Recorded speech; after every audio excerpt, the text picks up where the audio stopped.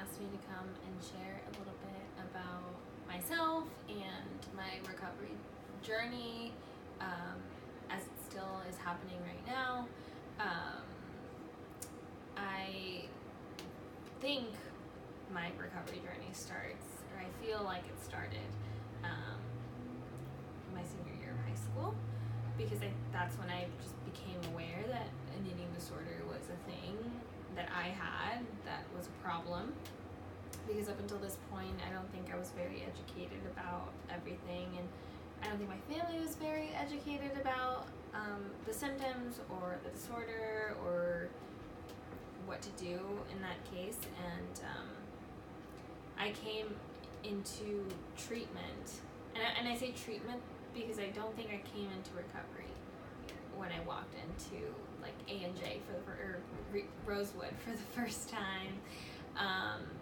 I just came in with an open attitude and some weird feelings about this, and I gave myself up. And at the time I was like still wanting to do life. Like I wanted to be a student, and I wanted to continue to work, and I know that for me, my family was really important to me. And at the time, I had a 7-year-old brother that looked up to me, and I wanted to be a positive role model. But at the same time, I wasn't aware until I walked in that my eating disorder was incredibly powerful, and was going to be probably one of the most challenging parts of the next 5 to 6 years after that. I didn't know who I was, because for so long I was a shell of what other people expected me to be, and that was really taxing on my emotions, on my physical health. I was always a dancer, and my body was important to me and how it looked like in the mirror. And ever since I was 9 years old, I don't think I was ever satisfied with the way it looked like. And in treatment, I thought, the first time I went to treatment, I thought it's all about just, I wanted to be skinny. Like I walked in and I was like, that's my problem. Like my problem is that I want to be skinny, and my problem is that I don't know how to do that without starving and without purging and without over-exercising. That's my problem. And I think the treatment team was like, yeah, that's your problem. Like, sure, we'll let her think that for a little bit. And as time went by, and as the years went by, and even after my first discharge from treatment, I quickly realized that there was so much more inside of me that I had not even begun to explore, because it was dangerous. I grew up in a very religious household, and my religion and God was 99% of my life. It was read the Bible, go to church, go to service, preach, and then you read the Bible, and then you go to service, and then you go to church, and then you preach, and then you talk about the Bible, and then you go to service, and then you go to church. So that was my whole life, and I grew up with my eyes inside of a book that I felt like just kind of like made me realize like what a perfect human being I was, and what a sinner I was, and all the things that I did wrong. And I didn't know how to voice that. I didn't know how to say like I'm not happy with myself, I'm in a lot of pain, and I am struggling with a lot of things. And so I literally just like kept my mouth shut, and in more ways than one, and got very sick. And then people started noticing that I was in pain. I don't think it was about my body. I don't think it was about wanting to be a certain size or a certain weight anymore. But I do think that it was a really, really good way to distract myself from the actual issues that were happening in my life. A number on the scale, a number of miles, a number of pounds, whatever, was a really concrete way to measure my worth. And the other stuff was really hard to do. Like, being a perfect person was really, really, really hard. So it was really easy to be in my disorder. And like I've said before, I was really good at it. Like, I was so good at being in my disorder. It was like my thing. It was what I identified with. And as I became an adult, I wanted to be more authentic, and I wanted to be myself, and I knew what that meant, but I was scared of the outcome. And I struggled with my sexuality a lot, and I didn't know what to make of that, because I knew what my parents expected of me, and what I wanted was out of that boundary. So I didn't know what that meant, and I was scared. And when I came back to Rosewood and I unloaded that on a table for my treatment team to dissect, I didn't like what was told to me back, you know, like, be authentic, be honest, be true, because I couldn't do that. Realistically, I didn't want to leave my family. I didn't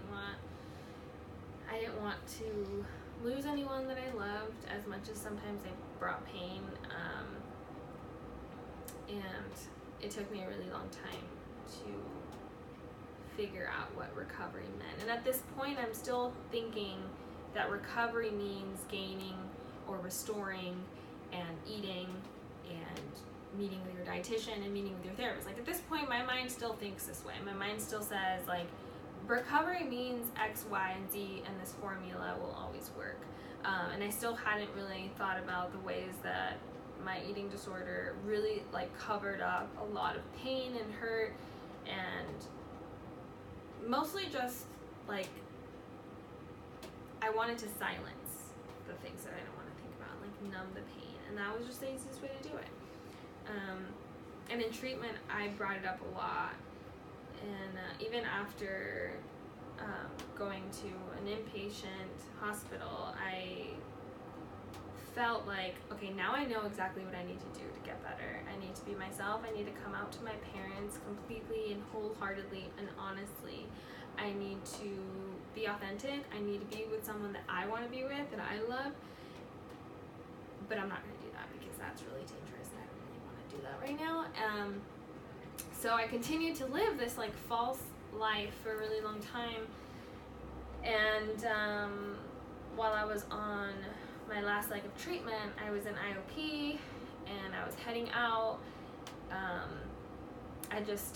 I got to this place where, like, I couldn't do it, and I had these 3 very, like, you know, square answers that I had to my question. It was like, I could forever live this life that my parents wanted me to live, in this bubble that my parents wanted me to live, and have my brother in my life, which was really important to me. I could not do that. I can leave my family and live this life of, you know, in my head at the time, like, sin and, like, everything worldly, but lose my brother and lose my family and lose everyone that I love. Or I could kill myself.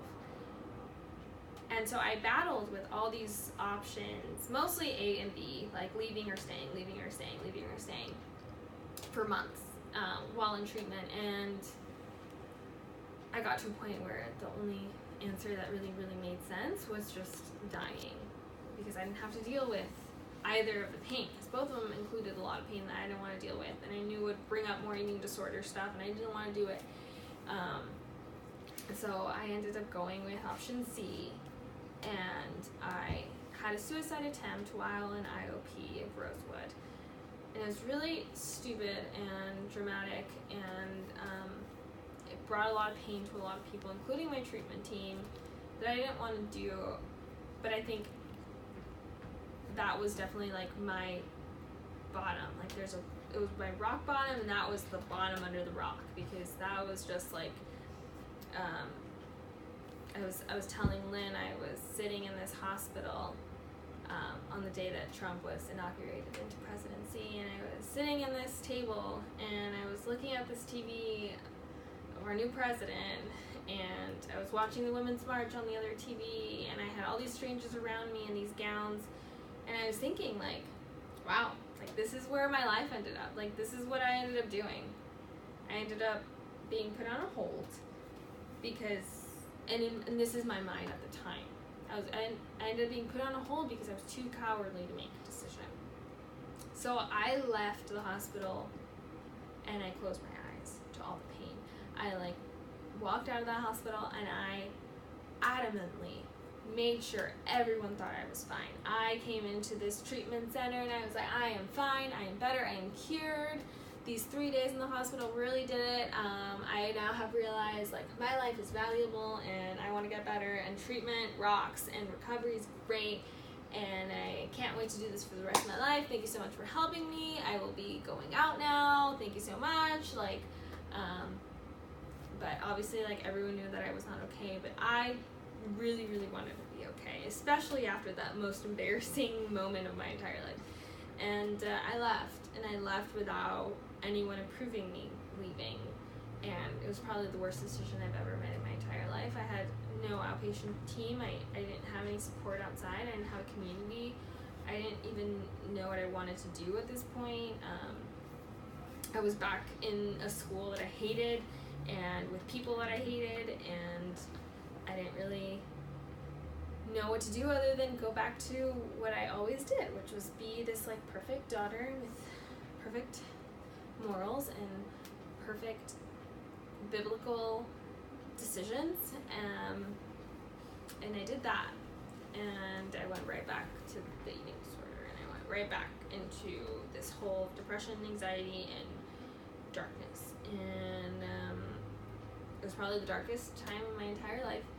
And it wasn't until, and I say it and it sounds so easy but it's not, I know I'm going to say it and it's going to sound okay, that didn't happen, but I literally just one day I woke up and I realized I could not do it anymore. And I didn't want to kill myself because I loved myself at this point. I had learned to love who I was, but I also didn't want to leave my family, but I knew I had to for myself. And I was selfish for maybe 5 minutes that day, and I had never done that before, put myself first. I was selfish for that 1 second, and I decided to go, and I left my family, and as much as that was the most painful moment of my entire life, it was probably the first time I had ever done something for myself, and only for myself.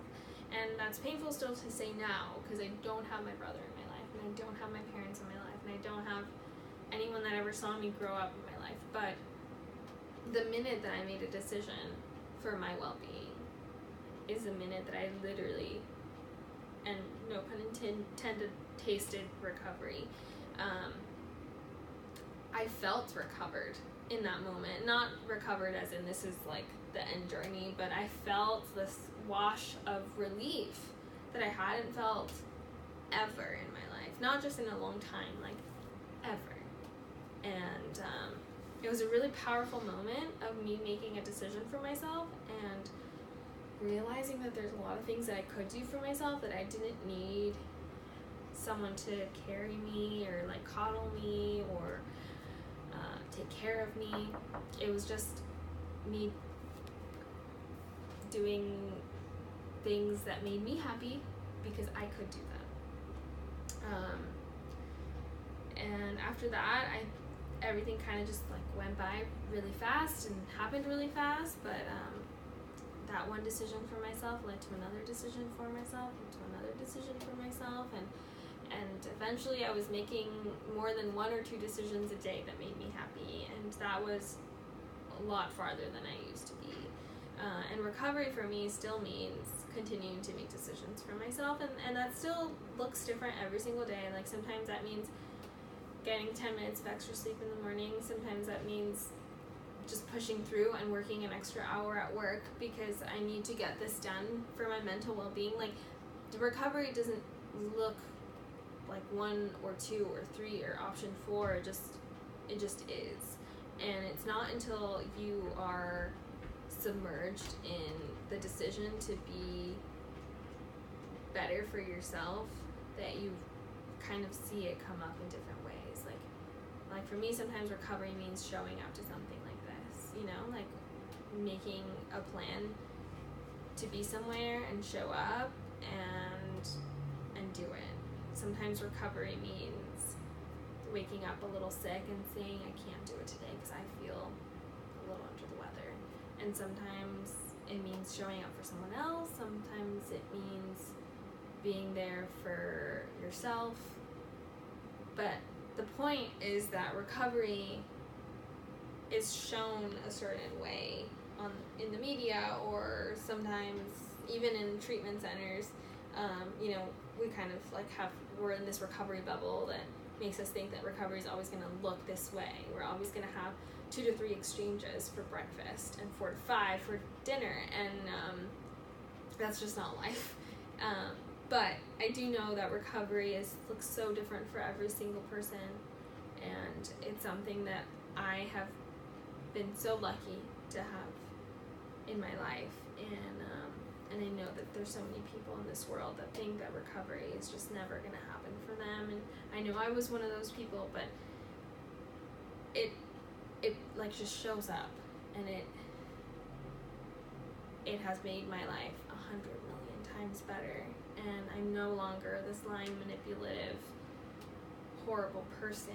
I'm a good friend, and even if my parents don't think that, I'm a good daughter to other people too, and I know I'm a good sister, and a good worker, a lot of things that I wasn't before because I wasn't present.